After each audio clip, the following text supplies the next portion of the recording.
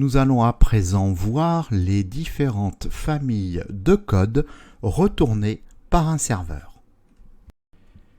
Bien, donc maintenant, nous allons voir les familles des codes serveurs, ou on peut dire des codes d'état, état du serveur. Donc on a 5 familles.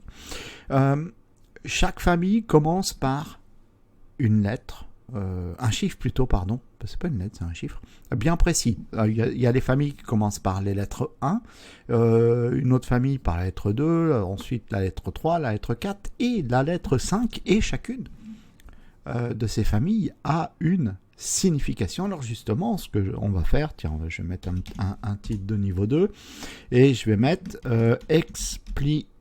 Comme ça, vous pourrez noter ça sur vos tablettes si vous voulez. Hein. Explication des codes d'état, on va dire ça comme ça. Explication des codes d'état du serveur. Bon, voilà. Donc ça, c'est important de connaître ça. Alors ensuite, on va mettre... voilà, je vais faire comme ça. On va mettre une petite liste non ordonnée. Voilà. Alors... pour la famille des codes d'état qui commencent par le chiffre 1. Ensuite, il y a 3. Ensuite, plutôt, il y a 2 chiffres. En tout, ça fait toujours 3 chiffres. Voilà.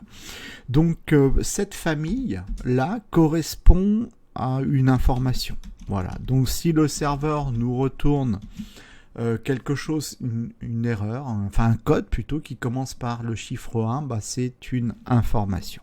Bon. Ensuite, on va dupliquer la ligne. Donc, pour la deuxième famille, c'est le retour avec un code, donc à 3 chiffres, qui commence par le chiffre 2.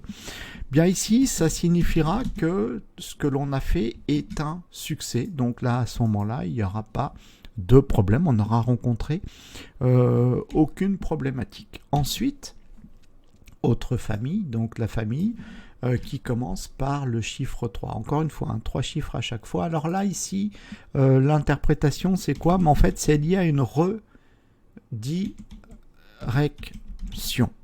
Voilà ce que signifie un code qui commence par le chiffre 3. Un code qui commence par le chiffre 4 est un code d'erreur. Mais attention, c'est une erreur qui est liée au client. Donc le client, c'est le navigateur qui vient interroger le serveur. Et donc, comme je vous ai parlé tout à l'heure du code 404, bah voilà, en fait, cette erreur est liée à l'URL qui a été tapée dans ici le champ lié à l'URL. Je suis en train de chercher son nom, mais ça ne me revient pas. La barre d'adresse, voilà.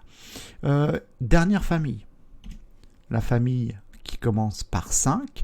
Là aussi, c'est une erreur, mais cette fois, ça nous renvoie un code d'erreur qui est lié au serveur.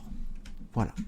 Donc ça, ce sont les 5 familles d'erreurs. Alors, c'est important de les connaître, donc notez ça quelque part, hein, puisque ça nous servira tout au long de cette formation.